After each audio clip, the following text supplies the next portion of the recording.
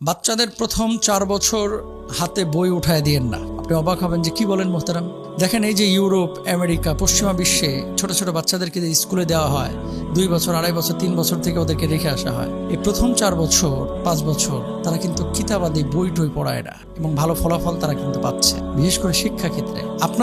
আমাদেরকে একটা বিষয়, আমি বলছি না তাদের ফুল থিওরি আপনি অ্যাপ্লাই করেন, আমি যেটা বলতে চাচ্ছি, ছোট বাচ্চাদের উপরে প্রেশার দিবেন না।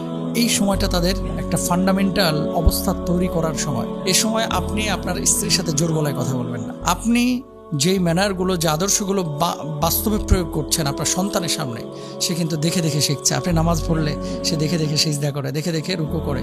তো কিতাবাদি পড়তে তারা পছন্দ করে না, তারা তখন কিছুই বোঝে না। এই জন্য যে কাজটা আপনি তাকে শেখাতে চাচ্ছেন তার সামনে করে দেখান, দেখবেন ভালো ফলাফল পাবেন। আমাদের শিক্ষা ব্যবস্থায় এই বিষয়টা ভাবা উচিত।